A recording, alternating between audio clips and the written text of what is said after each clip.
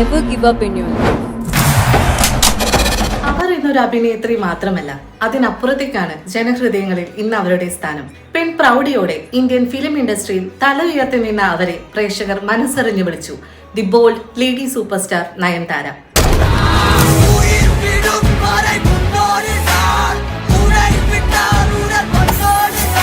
കേരളത്തിലെ ചെറിയൊരു ടൗണിൽ ഒരു മിഡിൽ ക്ലാസ് ഫാമിലിയിൽ ജനനം.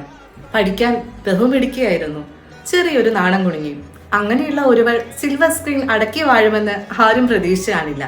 നയൻസിന്റെ ഫിലിം ഫീൽഡിലോട്ടുള്ള എൻട്രി ഒട്ടും പ്രീ പ്ലാൻഡ് അല്ലായിരുന്നു.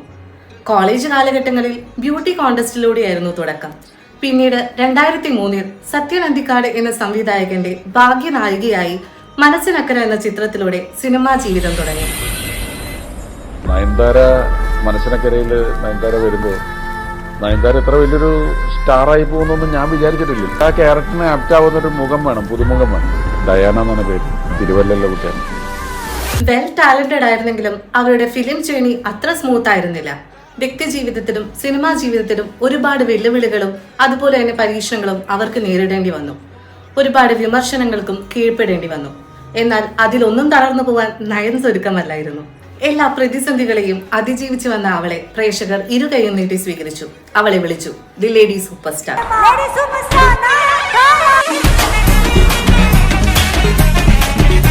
രാജാറാണി, അരം, നെട്രിക്കന് തുടങ്ങിയ സിനിമകളിലൂടെ സ്ത്രീ കഥാപാത്രത്തിന്റെ മൂല്യത അവർ വർദ്ധിപ്പിച്ചു.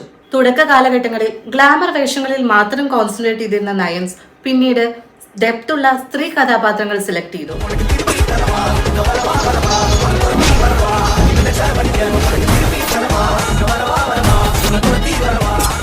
ഒരു മാർക്കറ്റ് സ്വന്തമായി ക്രിയേറ്റ് ചെയ്തു.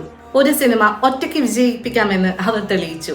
എവിടെയും സ്വന്തം നിലപാടുകൾ വളരെ ബോൾഡായി തന്നെ നയൻസ് അവതരിപ്പിച്ചു. പിന്നീട് വ്യക്തി ജീവിതത്തിൽ ജീവിത പങ്കാളിയായി സെലക്ട് ചെയ്തത് വലിയൊരു ഡയറക്ടർ വിഘ്നേഷ് ശിവനെയായിരുന്നു. പരസ്പര വിശ്വാസവും സ്നേഹവും കൊണ്ട് ഇന്ന് നല്ലൊരു കുടുംബജീവിതം അവർ നയിക്കുന്നു. പോസിറ്റിവിറ്റിയുടെയും ഇൻസ്പിറേഷന്റെയും ഐക്കണായ നയൻസ് ഇന്നും ഒരുപാട് പേർക്ക് സ്വപ്നം കാണാനുള്ള പ്രചോദനമാണ്. ഇനിയും ഒരുപാട് വിജയ കൊടുമുടികൾ നിങ്ങൾ കീഴടക്കുമെന്ന് ഞങ്ങൾക്ക് ഉറപ്പാണ്. തുടരുക ഈ ജൈത്രയാത്ര. എല്ലാവിധ ആശംസകളും.